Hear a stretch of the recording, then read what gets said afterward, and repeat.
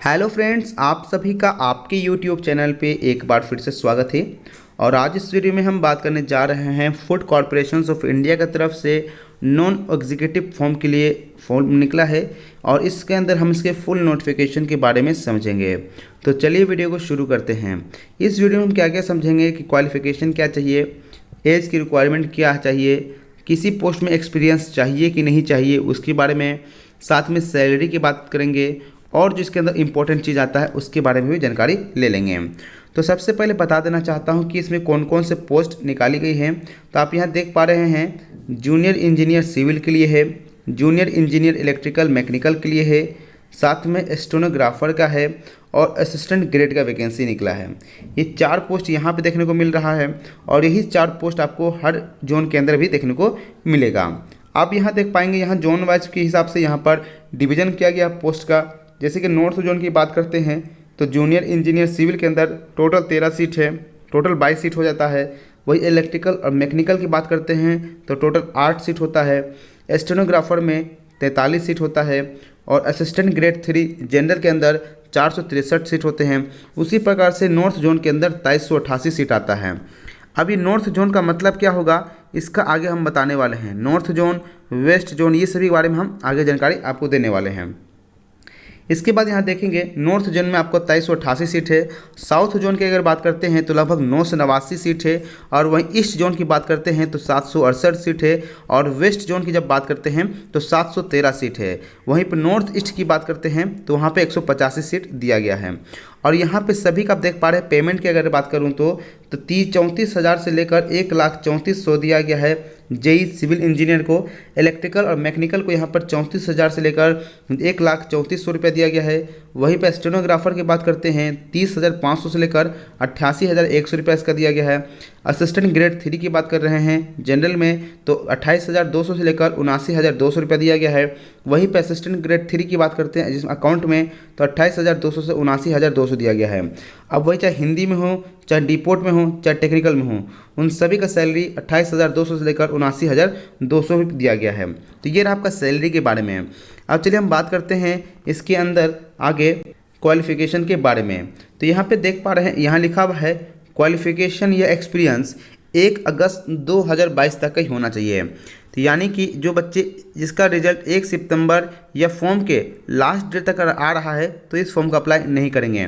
उनका डेट जो कैलकुलेट किया जाएगा रिजल्ट का 1 अगस्त से पहले का होना चाहिए। यानी कि 31 जुलाई 2022 तक जिसका भी ग्रेजुएशन या जो भी टेक्निकल डिग्री मांग रहा है अगर वो कंप्लीट है तो ही बच्चे इस फॉर्म को अप्लाई करेंगे।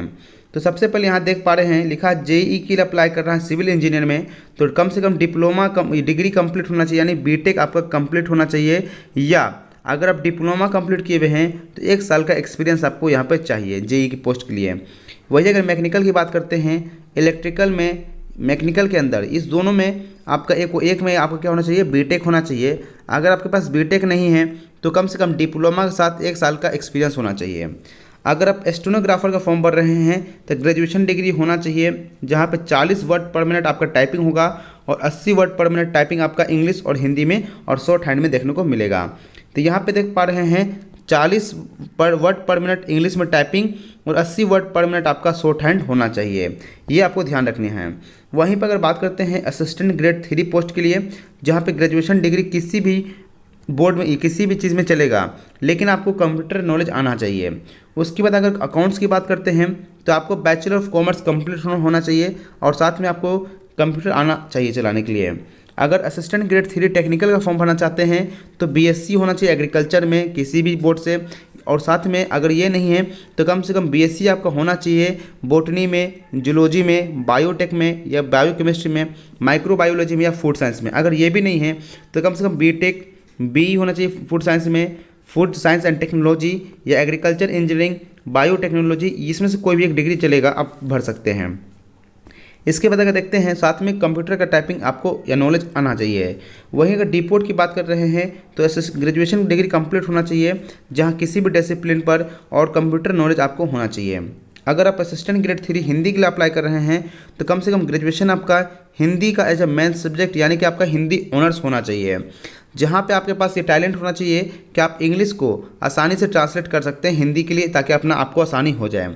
साथ में सर्टिफिकेट या डिप्लोमा कोर्स आपका इंग्लिश से हिंदी में ट्रांसलेट करने के लिए होना चाहिए, जिसमें कि एटलीस्ट 1 साल का आपका यहाँ पे एक्सपीरियंस भी चल सकता है। तो ये चीज़ आपको यहाँ पर ध्यान रखना है। आप देखें कि एक बच्चे किस जोन में कितने फॉर्म अप्लाई कर सकते हैं। यहाँ साफ लिखा है a candidate can apply in any one zone only. सिर्फ एक ही जोन में अप्लाई कर सकते हैं, चाहे आप नॉर्थ जोन में अप्लाई कीजिए, चाहे आप साउथ जोन में कीजिए, चाहे ईस्ट जोन में, चाहे वेस्ट जोन में या नॉर्थ ईस्ट जोन में। यानी इसका ये भी कहने का मतलब हो सकता है कि आप किसी एक पोस्ट के लिए अप्लाई करेंगे, और याद रखना आप सिर्फ एक पोस्ट के लिए अप्लाई करेंगे। ऐसा नहीं है कि जो आप जेई के लिए अप्लाई कर रहे हैं बीटेक वाले बच्चे तो टेक्निकल AG3 में भर रहे हैं और साथ में जेई में भर रहे हैं। आपके साथ प्रॉब्लम ये आ जाएगा कि हो सके एग्ज़ाम डेट आपका सभी का एक ही दिन पड़ जाए, तो हो सकता है कि आपको इस दोनों में से आपको एक ही एग्ज़ाम दे पाएंगे। इसलिए यहाँ पे पहले मेंशन कर दिया गया है कि आप किसी एक जोन में भरेंगे और कोई एक पोस्ट के लिए ही भरेंगे। तो आपको चॉइस कर लेना कि आप किस के लिए आप अप्लाई करना चाहते हैं, और यही सभी फॉर्म आपका ऑनलाइन ही होने वाला है। इसके बाद रिजर्वेशन की बात करते हैं एज के अंदर, तो यहाँ पे साफ है 1 अगस्त 2022 तक अगर आपका एज नहीं पूर पा रहा है तब यहाँ पे आपको एज रिलैक्सेशन मिलेगा। जैसे कोई बच्चे SC ST में हैं तो उनको मैक्सिमम 5 साल का छूट, और जो बच्चे OBC में हैं उनको 3 साल का छूट दिया जाएगा। वहीं पे कुछ डिपार्टमेंटल कैंडिडेट हैं फाइन इसके FCI के, तो उनको 50 साल तक जिसका उम्र है वो फॉर्म को अप्लाई कर सकते हैं। अगर कोई कैंडिडेट PWD हैं, अगर जनरल कैटेगरी से आते हैं उनको 10 साल का छूट मिलेगा। वहीं पे फिजिकली हैंडीकेप जो SC से आते हैं ST से आते हैं उनको 15 साल का, और जो OBC फिजिकली हैंडीकेप में आ रहे हैं उनको 13 साल का छूट मिलेगा। इसके बाद और देखें तो कि आपके पास एक डॉक्यूमेंट होने चाहिए। जो बच्चे OBC कैटेगरी में हैं और OBC नॉन क्रीमिलियर में आ रहे हैं तो उनका जो डॉक्यूमेंट्स वेरिफिकेशन के समय सर्टिफिकेट 1 अप्रैल 2022 तक या उसके बाद का ही डॉक्यूमेंट में ये आपका बना होना चाहिए। ये आपका लिखा 1 अप्रैल 2022 तक या उसके बाद का ही बना होना चाहिए, तभी आप इसको OBC क्रीमिलियर नॉन क्रीमिलियर बच्चे को फ़ायदा मिलेगा। ये ध्यान रखना है। इसके बाद अगर बात करते हैं जो बच्चे EWS कैंडिडेट हैं उनके पास वैलिड सर्टिफिकेट होना चाहिए EWS का 1 अप्रैल 2022 से लेकर 31 मार्च 2023 तक का ही वो होना चाहिए।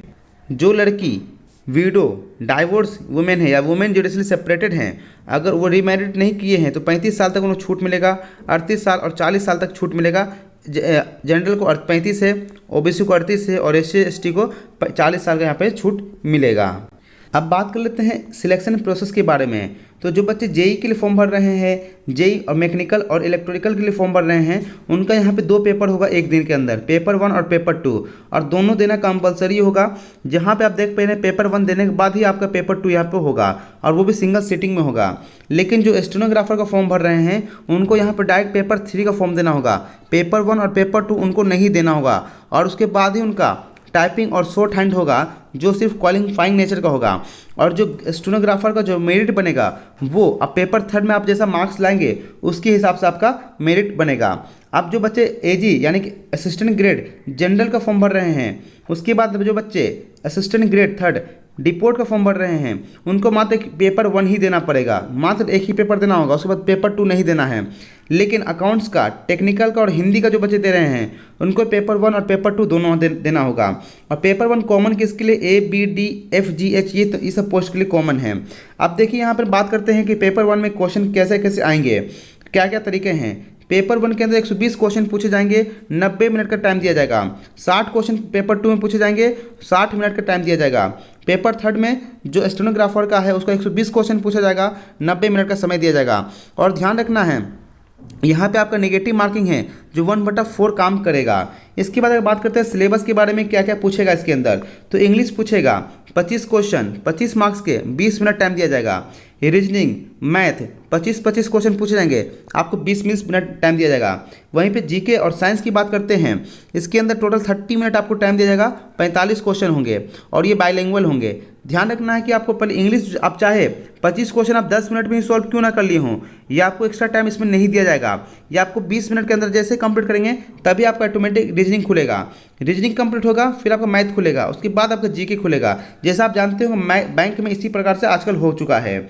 उसी प्रकार से जो बच्चे पेपर 2 के लिए देंगे तो पेपर 2 के लिए यहाँ बताया गया है जो पेपर 2 होगा वो 60 मिनट का होगा, 60 क्वेश्चन होंगे। वो आपके जो ट्रेड है उसके हिसाब से डिपेंड करता है। जिस ट्रेड के लिए अप्लाई कर रहे हैं, जैसे सिविल बच्चे हैं तो सिविल से क्वेश्चन पूछेगा, मैकेनिकल के बच्चे हैं तो मैकेनिकल से पूछेगा, अगर आप इलेक्ट्रिकल से फॉर्म भरे तो इलेक्ट्रिकल से पूछेगा, अगर आप अकाउंट से फॉर्म भरे हैं तो आपका अकाउंट से नॉलेज पूछेगा, अगर आप एग्रीकल्चर बॉटनी जूलॉजी से पूछ रहे हैं तो आपका बॉटनी जूलॉजी सबसे क्वेश्चन पूछेगा। तो यानी जिसमें आपका ऑनर्स हुआ है उसी से आपका फिर क्वेश्चन पूछेगा। अब यहाँ पे सिलेबस आप देख पाएंगे, तो सिलेबस आप अपना देख लीजिएगा, इसका PDF कार्ड मिल जाएगा आपको। लेकिन जो बच्चे स्टेनोग्राफर का फॉर्म भर रहे हैं उनके लिए यहाँ पे दिया गया है कि इंग्लिश पूछेगा, GK पूछेगा, इंटेलिजेंस पूछेगा और कंप्यूटर नॉलेज पूछेगा। जहाँ पे सभी क्वेश्चन 30-30 क्वेश्चन के होंगे। 25 मिनट टाइम आपको दिया जाएगा रीजनिंग के अंदर और इंग्लिश के अंदर। बाकी आपको जनरल अवेयरनेस यानी कि GK और साइंस में आपको और कंप्यूटर में 20-20 मिनट दिए जाएंगे। तो टोटल 120 क्वेश्चन पूछ जाएंगे 90 मिनट के अंदर। ये स्टेनोग्राफर के लिए है। उसके बाद यहाँ पे देखेंगे कि जो पहला फर्स्ट फेज का एग्जाम फेज 1 होगा वो आपका मेरिट लिस्ट के लिए यहाँ पे कभी भी सिलेक्शन के लिए नहीं लिया जाएगा और यहाँ पे 15 गुना रिजल्ट दिया जाएगा। जो भी आपका वैकेंसी यहाँ पे बताया गया है तो हर एक पोस्ट के अंदर 15 गुना रिजल्ट आपको दिया जाएगा। इसके बाद जो आपका मेरिट बनेगा वो फेज़ 2 में जितना आप मार्क्स लाएंगे उसके हिसाब से बनेगा। यहाँ पे साफ मेंशन किया गया है जो फेज़ 2 में आप जितना नंबर लाएंगे उसके हिसाब से बनेगा। लेकिन जो स्टेनोग्राफर का फॉर्म भर रहे हैं उनका जो थर्ड एग्जाम पेपर थर्ड उसके हिसाब से बनेगा। अब बात करते हैं north zone, south zone, east zone, west zone. North east में कौन कौन आएंगे? नॉर्थ जोन का मतलब भारत का जो नॉर्थ में है दिल्ली, हरियाणा, हिमाचल प्रदेश, जम्मू कश्मीर, पंजाब, राजस्थान, UT, चंडीगढ़, उत्तराखंड और UP, ये नॉर्थ जोन में है। वहीं साउथ जोन की बात करते हैं आंध्र प्रदेश, कर्नाटका, केरला, तमिलनाडु, तेलंगाना, UT जो अंडमान निकोबार, UT लक्षद्वीप और UT पुडुचेरी, ये साउथ जोन में आ रहे हैं। वही ईस्ट जोन की बात करते हैं बिहार, झारखंड, उड़ीसा, सिक्किम, वेस्ट बंगाल। वही अगर वेस्ट जोन की बात करते हैं छत्तीसगढ़, दादरा नगर हवेली, गोवा, गुजरात, मध्य प्रदेश, महाराष्ट्र और दमन दीव, ये आपका वेस्ट जोन में है। वही नॉर्थ ईस्ट की बात करते हैं अरुणाचल प्रदेश, असम, मणिपुर, मेघालय, मिजोरम, नागालैंड, त्रिपुरा। इस प्रकार से यहाँ पर आप देख पा रहे हैं कि क्लासीफाई किया गया है नॉर्थ साउथ से लेकर सब कुछ में।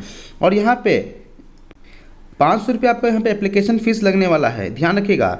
जहाँ पे बैंकिंग चार्ज आपको हटा के इसके अलावा भी देना पड़ेगा, जो आप किसी भी माध्यम से पेमेंट कर सकते हैं, यहाँ पे लिखा हुआ है। इसके बाद आप देखते हैं इसका और इम्पोर्टेंट कि फॉर्म कब से स्टार्ट होने वाला है। ये फॉर्म ऑनलाइन आपका 6 सितंबर 2022 से 10 बजे सुबह से स्टार्ट होगा और लास्ट डे जो है 5 अक्टूबर 2022 को 4 बजे शाम को ख़त्म हो जाएगा। जहाँ पे आपको एडमिट कार्ड जो है एग्जामिनेशन से 10 दिन पहले दिया जाएगा और एग्जामिनेशन डेट यहाँ पे जनवरी 2022 के फर्स्ट वीक में हो सकने का चांस दिया गया है। ये यहाँ पे पूरा मेंशन मैंने आपको कर दिया। तो दोस्तों ये रहा फुल नोटिफिकेशन जिसमें मैंने आपको हर एक चीज़ की जानकारी दे दिया है। अगर अभी भी कहीं कन्फ्यूजन है तो कमेंट करके पूछ लीजिएगा, उसका जवाब मैं जरूर दूंगा। आशा करता हूँ वीडियो अच्छा लगा होगा। वीडियो अच्छा लगा तो लाइक कर दीजिएगा, वीडियो को शेयर कर दीजिएगा और चैनल को सब्सक्राइब भी कर लीजिएगा। मिलेंगे जल्दी नेक्स्ट वीडियो में। Thank you for watching this video.